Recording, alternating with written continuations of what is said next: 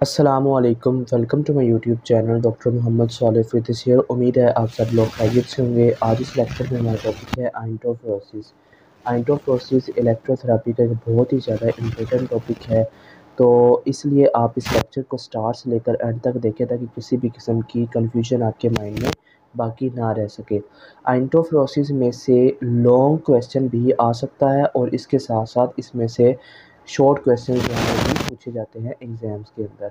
तो इसलिए आपने इस टॉपिक को बहुत अच्छे तरीके से नोट करना है और इस टॉपिक को बहुत अच्छे तरीके से तैयार करना है, ताकि अगर इस टॉपिक में से लॉन्ग क्वेश्चन आए या फिर इसमें से कोई भी शॉर्ट क्वेश्चन आए तो आप उसको बहुत अच्छे तरीके से अटेम्प्ट कर सकें। तो लेक्चर को आगे कंटिन्यू करने से पहले अगर आप हमारे चैनल पर न्यू हैं या फिर अभी तक आपने हमारे चैनल को सब्सक्राइब नहीं किया तो सब्सक्राइब कर लें और बेल आइकन को प्रेस कर दें ताकि हर न्यू आने वाली वीडियो का नोटिफिकेशन आप तक पहुंचता रहे। तो अब हम बगैर टाइम वेस्ट किए अपने लेक्चर को आगे कंटिन्यू करते हैं।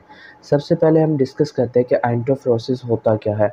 आइंटोफ्लोसिस बेसिकली ये एक थेराप्यूटिक टेक्निक है जिसमें क्या होता है कि हम पेशेंट की बॉडी के अंदर डिफरेंट आयंस जो हैं वो हम इंट्रोड्यूस करवाते हैं पेशेंट की स्किन के through.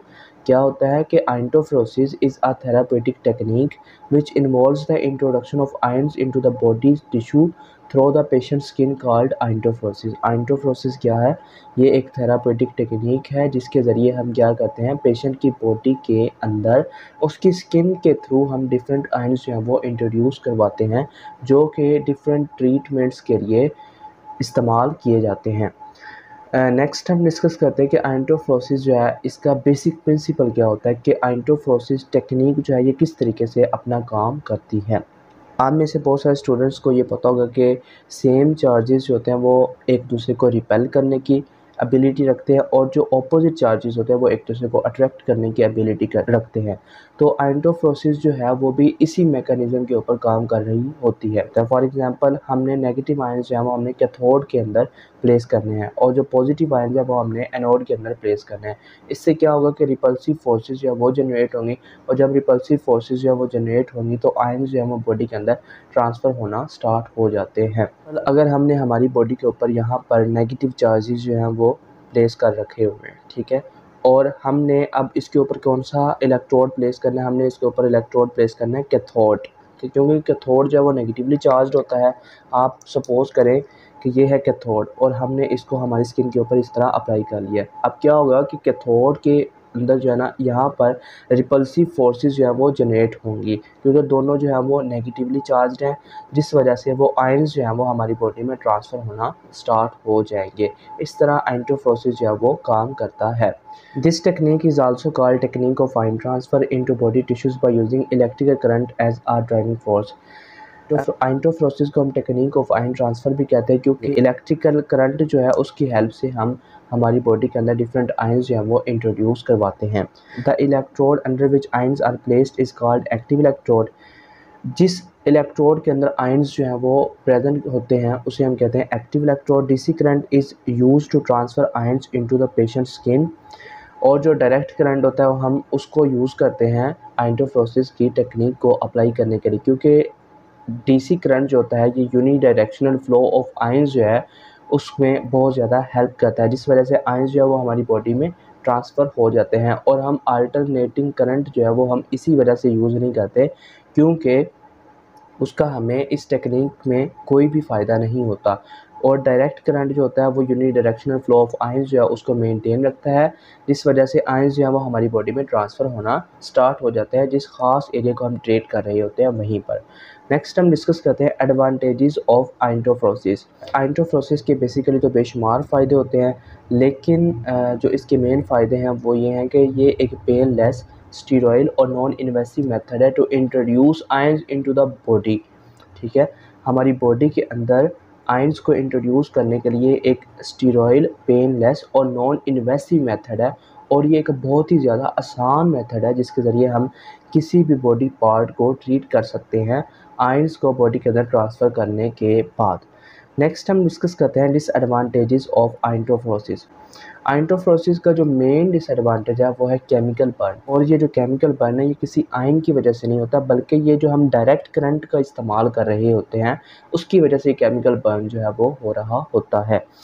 The common disadvantage associated with iontophoresis is chemical burn that usually occur as a result of DC itself and not because of the ions being used in the treatment. इसमें भी हमने यही देखा कि हम जो direct current इस्तेमाल करते हैं उसकी वजह से केमिकल बर्न होने के चांसेस इंक्रीज हो जाते हैं, ना कि हम जो आयन यूज़ कर रहे होते हैं उसकी वजह से होता है। आयन्स जो है वो हमारी बॉडी के टिश्यूज़ को ट्रीट करने के लिए इस्तेमाल होते हैं। नेक्स्ट हम डिस्कस करते हैं type of electrode. Type of electrode. The size and shape of electrode can cause a variation in current density at the site of treatment. Size and shape of electrode जो है ये बहुत ज़्यादा matter करती है जब हम किसी भी ख़ास एरिया को ट्रीट कर रहे होते हैं, क्योंकि इसी की बेस पर जो करंट डेंसिटी होती है वो हमारी बॉडी में आयंस की ट्रांसफरिंग जो है वो कर रही होती है।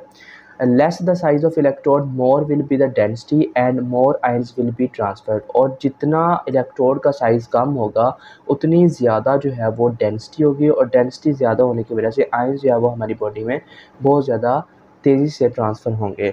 Increasing the size of electrode will decrease the current intensity, thus reduces the concentration of ions at electrode। और जब इलेक्ट्रोड का साइज़ जो है वो इंक्रीज़ हो जाएगा तो इसकी वजह से क्या होगा कि करंट इंटेंसिटी जो है वो कम होगी, जिस वजह से आयंस जो है वो बॉडी के अंदर इंट्रोड्यूस होना वो बहुत ही ज़्यादा कम हो जाएंगे। इस तरह टाइप ऑफ इलेक्ट्रोड जो है वो बहुत ज़्यादा मैटर करती है जब हमने हमारी बॉडी के अंदर आयंस को इंट्रोड्यूस करवाना होता है। नेक्स्ट हम डिस्कस करते हैं करंट इंटेंसिटी एंड ड्यूरेशन। जो लो इंटेंसिटी करंट्स होते हैं वो मोस्टली हम यूज़ करते हैं आयंस को बॉडी के अंदर इंट्रोड्यूस करवाने के लिए। जब ये टेक्निक अप्लाई कर रहे होते हैं तो उस वक्त करंट की इंटेंसिटी कितनी होती है और ड्यूरेशन जो है वो हम कितनी रख सकते हैं। करंट इंटेंसिटी जो होती है वो होती है 5 milliampere to 12 milliampere. 5 milliampere से लेकर 12 मिली एम्पेयर तक हम करंट इंटेंसिटी का इस्तेमाल करते हैं और 15 टू 20 मिनट्स तक हम इस प्रोसीजर को यूज़ कर सकते हैं। नेक्स्ट हम डिस्कस करते हैं methods of treatment. Methods of treatment में जो हमारे पास बेसिक टेक्निक्स आती हैं उनको हम यूज़ करेंगे। सबसे पहले क्या होगा, जिस एरिया को हमने ट्रीट करना है हमने उसको बहुत अच्छे तरीके से सोप के साथ हमने उसको साफ़ करना है, और अगर वहाँ पर बाल है तो हमने उसको रिमूव कर लेना है। Electrode must have proper contact with skin surface, और जो इलेक्ट्रोड्स होंगे उनका स्किन सरफेस के साथ प्रॉपर कॉन्टैक्ट होना चाहिए। फॉर एग्ज़ाम्पल अगर हम इस एरिया को ट्रीट करें और ये है हमारे पास इलेक्ट्रोड, ठीक है, सबसे पहले हमने क्या करना है कि हमने इस एरिया को अच्छे तरीके से वॉश कर लेना है, और फिर हमने क्या करना है कि अगर यहाँ पर बाल हैं तो उन बालों को भी हमने रिमूव कर लेना है। फिर हमने क्या करना है, जो हमारे पास इलेक्ट्रोड होगा उसको हमने वहाँ पर अप्लाई करना है। पहले हमने उस एरिया के ऊपर एक ऑइंटमेंट या फिर हमने सोल्यूशन जो है वो हमने लगाना है जिसके अंदर आयंस जो है वो प्रेजेंट होंगे। उसके बाद हमने क्या करना है कि इलेक्ट्रोड जो है वो हमने उस एरिया के ऊपर इस तरह लगा देना है कि वो प्रॉपर कॉन्टैक्ट जो है उसका स्किन के साथ हो। जिस तरह आप यहाँ पर देख रहे हैं कि ये अगर इलेक्ट्रोड है तो इसका हमारी स्किन के साथ प्रॉपर कॉन्टैक्ट होना चाहिए, ठीक है। ये नहीं होना चाहिए कि यहाँ से ये ऊपर उठा हुआ हो और या फिर यहाँ से ये ऊपर उठा हुआ हो। इसका क्या होना चाहिए कि ये प्रॉपर कॉन्टैक्ट होना चाहिए इस इलेक्ट्रोड का हमारी स्किन के साथ। इस तरह जो है वो आयंस जो हैं वो हमारे बॉडी टिश्यूज़ में प्रॉपर ट्रांसफ़र हो सकेंगे, अदरवाइज़ जो है ये प्रोसीजर वो कंप्लीट नहीं हो सकेगा। नेक्स्ट हम डिस्कस करते हैं, in case ions are used in the form of ointment, a layer of it is applied at the site to be treated। हम जिस एरिया को ट्रीट कर रहे हैं और अगर आयंस जो है वो एक क्रीम की शक्ल में है तो हम क्या करेंगे, उसकी एक लेयर जो है हम उस एरिया पर अप्लाई करेंगे। उसके बाद हम वहाँ पर इलेक्ट्रोड जो है वो हम प्लेस करेंगे। In case ions are used in the form of solution, lint pad absorbent material is used and soaked in the ionic solution। अगर हम आयंस को एक सोल्यूशन की फॉर्म में यूज़ करें तो हम क्या करते हैं, लिंट पैड टाइप मटेरियल जो है उसका हम इस्तेमाल करते हैं, और इस तरह आयंस जो है वो हमारी बॉडी में ट्रांसफ़र होना स्टार्ट हो जाते हैं। Appropriate ions are used for a specific conditions. हम ख़ास किस्म के आयंस जो है वो हम इस्तेमाल करते हैं किसी भी स्पेसिफिक कंडीशन को ट्रीट करने के लिए, और ये हम आगे डिस्कस करते हैं कि हम कौन से आयन को किस स्पेसिफिक कंडीशन में इस्तेमाल कर सकते हैं। The intensity of current and duration must be regulated. और जो इंटेंसिटी ऑफ करंट होती है और जो हमने ड्यूरेशन रखी होती है हमने उसको रेगुलेट करके रखना होता है। हमने पहले डिस्कस किया कि हमने करंट इंटेंसिटी जो है वो हमने 5 मिली एम्पेयर से लेकर 12 मिली एम्पेयर तक रखनी है, और जो हमने ड्यूरेशन इस्तेमाल करनी है वो कितनी होगी, वो 15 से 20 मिनट्स तक होती है, और हमने इसको ही रेगुलेट करके रखना होता है। Precautions must be taken to prevent any burning। और किसी भी तरह के केमिकल बर्न से बचने के लिए हमने प्रिकॉशनरी मेजर्स जो हैं हमने उनका प्रॉपर इस्तेमाल करना होता है। हमने हमारी बॉडी को बर्निंग से बचाना होता है, ठीक है, इसलिए हमने उसके लिए प्रॉपर इकदाम जो हैं वो हमने करने होते हैं। ये थे मेथड्स ऑफ ट्रीटमेंट। नेक्स्ट हम डिस्कस करते हैं कि हम कौन कौन से आयंस का इस्तेमाल करते हैं आइंटोफ्रोसिस की टेक्निक्स को अप्लाई करने के लिए। ये एक बहुत इंपॉर्टेंट शॉर्ट क्वेश्चन भी है और इसके साथ साथ ये पेपर में एज अ लॉन्ग क्वेश्चन भी आ सकता है कि हम आइंटोफ्रोसिस के प्रोसेस को कंप्लीट करने के लिए किन किन आयंस का इस्तेमाल करते हैं। तो आपने इस पार्ट को बहुत अच्छे तरीके से तैयार करना है। सबसे पहले हम डिस्कस करते हैं कि पॉजिटिव आयंस कौन कौन से होते हैं। Hydrocortisone anti inflammatory used in rheumatoid arthritis, tendinitis and bursitis. Hydrocortisone ये एक पॉजिटिव आयन है जो कि एंटी इन्फ्लेमेटरी होता है और इसका हम इस्तेमाल किस लिए करते हैं, हम इसका इस्तेमाल करते हैं रिमेटॉइड आर्थराइटिस को ट्रीट करने के लिए, टेंडिनाइटिस को ट्रीट करने के लिए और बर्साइटिस को ट्रीट करने के लिए। नेक्स्ट हम जिस आयन को डिस्कस करने लगे हैं वो है कैल्शियम क्लोराइड। कैल्शियम क्लोराइड में से हम कैल्शियम आयन्स जो हैं उनका हम इस्तेमाल करते हैं और ये स्टिफ जॉइंट्स को ट्रीट करने के लिए और पोस्ट ट्रॉमेटिक पेन जो हमारे पास होती है उसको ट्रीट करने के लिए इस्तेमाल होते हैं कैल्शियम आयन्स। नेक्स्ट हम डिस्कस करने लगे हैं जिंक ऑक्साइड को। Zinc oxide used in cases of ulcers and open lesions. जो जिंक ऑक्साइड होता है हम इसको अल्सर्स को ट्रीट करने के लिए इस्तेमाल करते हैं और इसके अलावा ओपन लेजन्स जो होते हैं उनके ट्रीटमेंट के लिए हम जिंक ऑक्साइड का इस्तेमाल करते हैं, क्योंकि जिंक ऑक्साइड जो है ये हीलिंग प्रोसेस को इंक्रीज़ कर देता है। नेक्स्ट हम डिस्कस करते हैं मैग्नीशियम ऑक्साइड को। Magnesium oxide used in arthritis, excellent muscle relaxant, good vasodilator and mild analgesic. जो हमारे पास मैग्नीशियम ऑक्साइड है ये आर्थराइटिस के ट्रीटमेंट के लिए इस्तेमाल होता है और उसके अलावा ये एक बहुत ज़बरदस्त मसल रिलैक्सेंट भी होता है, वेजोडाइलेटर भी ये एक बहुत अच्छा होता है और इसके साथ साथ ये एज एन एनाल्जेसिक जो है हम इसका भी इस्तेमाल करते हैं।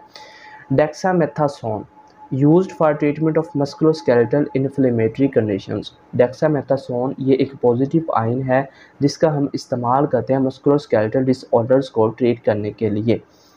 ये थे पॉजिटिव आयंस जिनका हम आइंटोफ्रोसिस में यूज़ करते हैं। नेक्स्ट हम डिस्कस करते हैं कि नेगेटिव आयंस कौन कौन से होते हैं जिनका हम आइंटोफ्रोसिस में इस्तेमाल करते हैं। Number 1 iodine.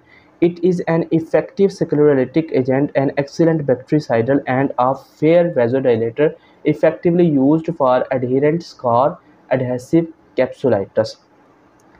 आयोडीन बेसिकली ये एक नेगेटिव आयन है जिसका हम इस्तेमाल करते हैं आइंटोफ्रोसिस टेक्निक को अप्लाई करने के लिए और ये एक बहुत ही अच्छा स्क्लेरोलाइटिक एजेंट है और इसके साथ साथ ये एक बैक्टीरियासाइडल एजेंट भी होता है।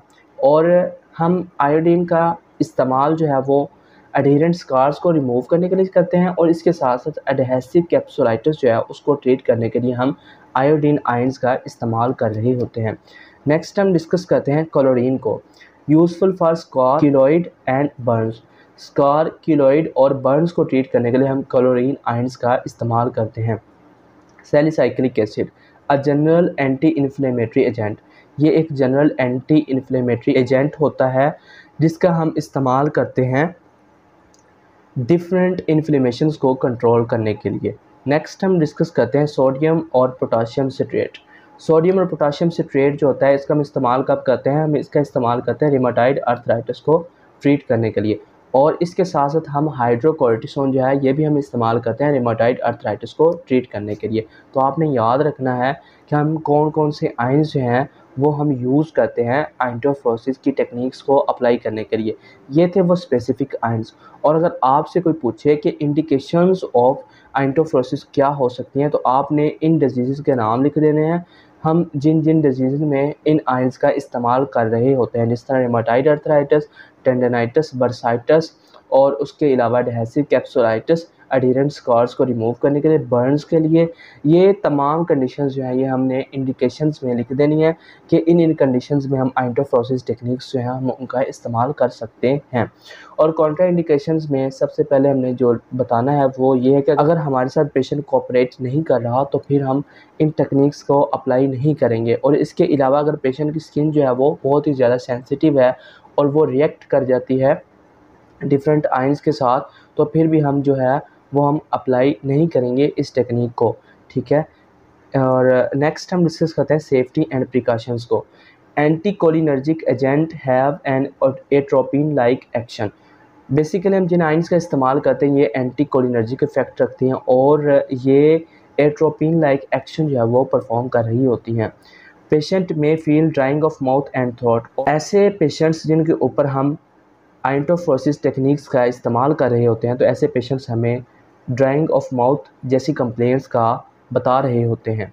The patient feel restriction of general body sweating and advise not to go for strenuous activities which में रिक्वायर्ड स्वेटिंग। ऐसे पेशेंट्स हमें कंप्लेन करते हैं कि उनको जो जनरल प्रोसीजर होता है स्वेटिंग का वो नहीं हो रहा होता, तो इस वजह से हम ऐसे पेशेंट्स को एडवाइस देते हैं, ऐसे पेशेंट्स को हम गाइड करते हैं कि वो ऐसी एक्टिविटीज़ से इज्तनाब करें, ऐसी एक्टिविटीज़ से वो दूर रहें जिनसे उन्हें स्वेटिंग जो है वो रिक्वायर्ड हो। ठीक है, तो ऐसे पेशेंट्स के लिए हम ये सेफ्टी मेजर्स जो हैं वो हम यूज़ करते हैं। आज इस लेक्चर में हमने आइंटोफ्रोसिस को इन डिटेल डिस्कस किया। उम्मीद है आज का लेक्चर आपको बहुत अच्छी तरह समझ में आया होगा। Thank you so much for watching this video. Please like, subscribe and share my YouTube channel. Thank you so much.